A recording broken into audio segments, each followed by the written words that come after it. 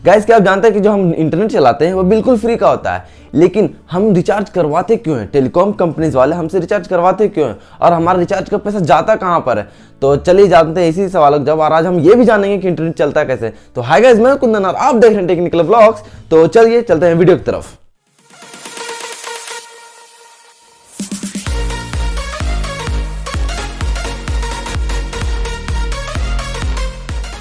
जी हाँ गाइस, आपने थंबनेल में बिल्कुल सही देखा। हम जो इंटरनेट चलाते हैं वो बिल्कुल फ्री होता है, लेकिन हम जो इंटरनेट चलाते हैं वो फ्री होता कैसे है? आखिर इंटरनेट फ्री का चलता कैसे है? तो देखिए एक एग्जांपल से समझते हैं कि अगर हमने एक कंप्यूटर को किसी मोबाइल से या किसी दूसरे कंप्यूटर से कनेक्ट कर दिया तार के थ्रू, तो हम किसी भी डाटा का लेन देन कर सकते हैं बिना किसी कॉस्ट के। सिर्फ हमें कॉस्ट लगेगी तो वो तार की और उस तार के मेंटेनेंस की। यानी कि हमें एक कंप्यूटर से दूसरे कंप्यूटर में डाटा भेजने के लिए अगर हम तार का यूज करते हैं, सिर्फ हमें इस तार का कॉस्ट लगता है और तार का मेंटेनेंस का कॉस्ट लगता है। बाकी इंटरनेट का कोई भी कॉस्ट नहीं लगता है। और यही होता है इंटरनेट में, यानी कि हम जो इंटरनेट चलाते हैं वह चलता है तार के थ्रू, ऑप्टिक्स फाइबर केबल्स के थ्रू। यानी कि हम जो इंटरनेट चलाते हैं पूरी दुनिया भर का डाटा हम एक्सेस कर पाते हैं।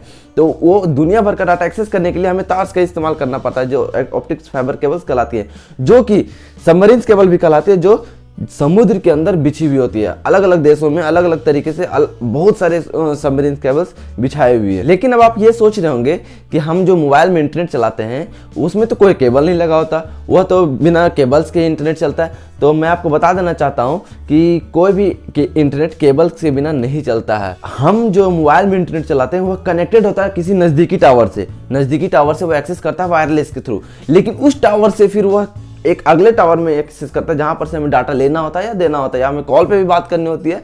तो हम सिर्फ अपने जो नज़दीकी टावर से उसमें से सिर्फ वायरलेस ही कनेक्ट होते हैं। बाकी वो टावर किसी और टावर से या तो फिर जहां हमें कम्युनिकेट करना तो वहां से वायर्स के थ्रू वह कम्युनिकेट करता है, वह ऑप्टिक्स फाइबर्स केबल्स के थ्रू कम्युनिकेट करता है। गाइज अब आप ये सोच रहे होंगे कि ऑप्टिक्स फाइबर्स केबल है क्या? तो इसको इस तरीके से समझते हैं कि हम जो इंटरनेट चलाते हैं, जो हम इंटरनेट एक्सेस करते हैं, जो गूगल्स के थ्रू या फेसबुक या इंस्टाग्राम या किसी भी तरीके से हम इंटरनेट को एक्सेस करते हैं, वह किसी एक इंसान का, किसी एक मोबाइल से, किसी एक कंप्यूटर से चलाया हुआ इंटरनेट नहीं होता है। उसमें हज़ारों जीबीज डेटाज होते हैं। वह किसी एक इंसान के द्वारा नहीं बल्कि करोड़ों इंसान के द्वारा चलाया हुआ इंटरनेट होता है, जो कि अलग अलग नेटवर्क्स के द्वारा, अलग अलग सर्वर्स के द्वारा एक्सेस किया जाता है। तो इतना बड़ा डाटा को एक्सेस करना किसी नॉर्मल तार के थ्रू पॉसिबल नहीं है। उसके लिए हमें चाहिए होता है ऑप्टिक्स फाइबर्स केबल। यह बहुत मोटी केबल्स नहीं होती है, बाल के इतनी मोटी ढेर सारी केबल्स होती है, और ये बाल की जितनी केबल्स किसी एक देश से दूसरे देश को कनेक्ट करती है। और ये कोई नॉर्मल केबल्स नहीं होते, इनमें हजारों जीबी डाटा ले जाने का क्षमता होता है। यानी कि इतना बड़ा क्राउड जो हम इंटरनेट चलाते हैं, यानी कि एग्जांपल मिले अगर इंडिया का इंटरनेट, तो इंडिया में लगभग 1.5 अरब लोग यहाँ रहते हैं, और 1.5 अरब लोगों में से करीबन 80 करोड़ लोग, 100 करोड़ लोग इंटरनेट को रोज़ यूज़ करते हैं।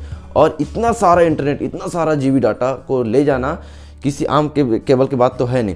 तो इसमें जो बाल के इतना तार होता है वह समुद्र के द्वारा किसी दूसरे देश में ले जाती है, और समुद्र के द्वारा ले जाता है तो उसमें खतरा भी बहुत होता है, क्योंकि समुद्र में बहुत सारे ऐसे जीव होते हैं, बहुत सारे ऐसे जानवर होते हैं जो कि केबल्स को नुकसान पहुंचाते हैं, केबल्स को काटते हैं, और ऐसे भी रखे रखे पानी के अंदर केबल भी खराब होते जाते हैं।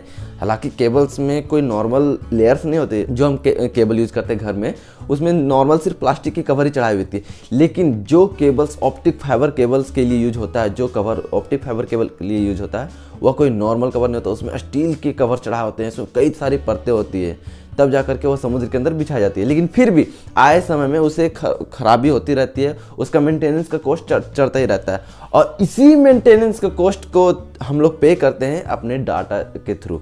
अब ये जो हम डाटा भरवाते हैं, इसी केबल्स को लगवाने का खर्चा और इसके मेंटेनेंस का खर्चा हम पे करते हैं। अब आप ये सोच रहे होंगे कि यह केबल्स जो इंटरनेट को ले जाती है, जो इंटरनेट चलाती है, उन केबल्स को लगाता कौन है, उन केबल्स की मेंटेनेंस कौन करता है, और कौन है जो ये पूरे इंटरनेट को ऑपरेट करता है, इंटरनेट को चलाता है?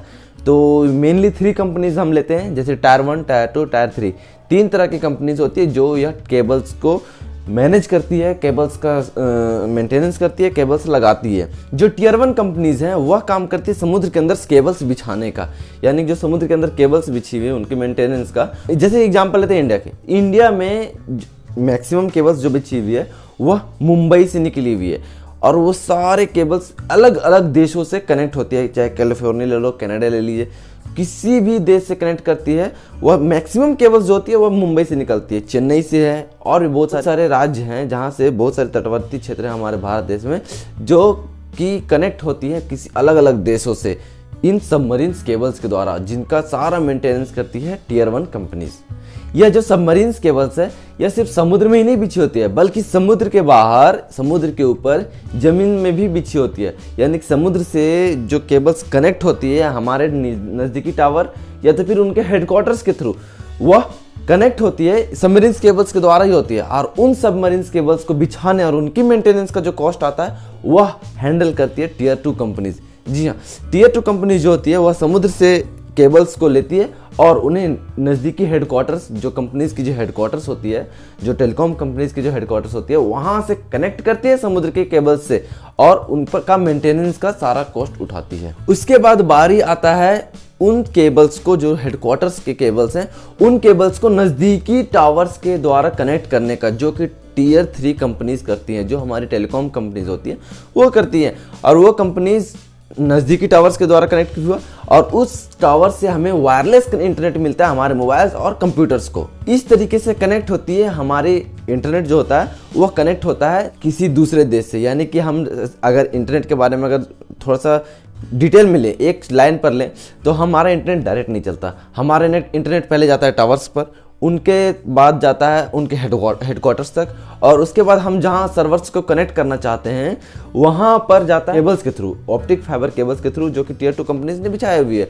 और वहां पर से फिर अगर हम किसी बाहर के इंटरनेट के को एक्सेस करते हैं, यानी कि गूगल, फेसबुक को एक्सेस करते हैं, तब जा करके वह जाता है सबमरीन्स केबल्स के थ्रू, जो टियर 1 कंपनीज ने बिछाई होती है, और वहाँ से फिर एक्सेस होता है और फिर उस केबल फिर वापस उसी केबल्स के थ्रू आता है हमारे पास। और इतने में जो खर्च आता है, इतने में जो मेंटेनेंस कॉस्ट आता है, इतने में जो वायर्स आते हैं, उसकी कॉस्ट और उनके मेंटेनेंस को कॉस्ट डिवाइड होती है इन तीनों कंपनीज के बीच, टियर 1 कंपनीज, टियर 2 कंपनी और टियर 3 कंपनीज के बीच। इनके मेंटेनेंस का कॉस्ट और इनके वायर का कॉस्ट डिवाइड होती है, जो कि पे करते हैं हम हमारे छोटे छोटे रिचार्जेस जो होती हैं 200 300 जो भी रिचार्जेस होते हैं, है ना, उनके थ्रू हमारा पे होता है इन केबल्स की मेंटेनेंस के लिए। अगर हम एक डिटेल में लें तो हमारा जो पैसा होता है वह पहले जाता है टियर 3 कंपनीज के पास, फिर जाता है टियर 2 कंपनी के पास, फिर जाता है टियर 1 कंपनीज के पास। और इस कारण से हमारा जो रिचार्ज का कॉस्ट होता है वह बहुत ज़्यादा बढ़ जाता है। लेकिन आप तो सोच रहे हो कि हमारा जो रिचार्ज का कॉस्ट है इतना तो ज़्यादा तो है नहीं। और एक और बात है कि हमारी दुनिया में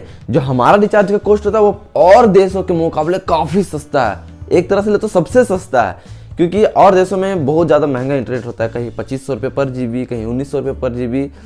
लेकिन हमारा जो इंटरनेट होता है वो लगभग 5.5 रुपये 6 रुपये पर GB करके हमारा इंटरनेट कॉस्ट आता है पर डे का। तो इतना सस्ता कैसे? आखिर हम जो इंटरनेट पहले जो यूज़ करते थे, अगर हम पहले की बात करें जब जियो नहीं आया था मार्केट में, उसके पहले का जो इंटरनेट होता वह 250 रुपये पर GB करके हम भी पे करते थे। लेकिन आज का इंटरनेट इतना सस्ता हो कैसे गया? तो इसका जवाब है जियो। जी हाँ, जियो ने कुछ ऐसा किया है जो किसी कंपनी ने पहले नहीं किया था। गाइज अगर हम बात करते हैं जियो की, तो जियो ने कुछ ऐसा करा था जो किसी और कंपनीज ने नहीं करा था। यानी कि उन्होंने अपनी लॉन्चिंग के 5 साल पहले से पूरे इंडिया में ऑप्टिक फाइबर केबल्स बिछाने शुरू कर दिए थे। 5 साल तक यह काम चलता रहा और उसके बाद जियो ने एक तरह समझिए तो जो बीच की बिचौली होती है, यानी कि टियर 2 कंपनी, टियर 3 कंपनी, इन दोनों का पैसा सेव कर लिया था। और क्योंकि इंडिया के बाहर तो टियर 1 कंपनीज ने ऑलरेडी अपने केबल्स बिछाए हुए थे, तो इन्होंने इंडिया के अंदर अपने ऑप्टिक्स केबल्स बिछाए और जा करके फिर इंटरनेट काफ़ी सस्ता हो गया, क्योंकि अब कई कंपनीज के बीच में बटा नहीं, और यह हमारा जो डाटा पड़ता है अब वो काफ़ी सस्ता पड़ता है पहले के मुकाबले। अगर हम पूरे वीडियो को किसी एक लाइन के अंदर बोलना चाहें तो हमारा जो इंटरनेट होता है वह बिल्कुल फ्री होता है, लेकिन इस फ्री इंटरनेट को हमें मेंटेन करने के लिए, यानी कि उसके बीच में जो केबल्स होती है उनको मेंटेन करने के लिए जो खर्च होता है उसी का हमें कॉस्ट देना पड़ता है। बाकी जो पूरा इंटरनेट है वह फ्री होता है। अगर वीडियो पसंद आया तो वीडियो को लाइक करें, अपने फ्रेंड्स के साथ शेयर करें और इस चैनल को सब्सक्राइब कर जरूर करें, ताकि आप ऐसे ही अमेजिंग कंटेंट्स देखते रहते। तो मिलते हैं अगली वीडियो में, तब तक के लिए गुड बाय।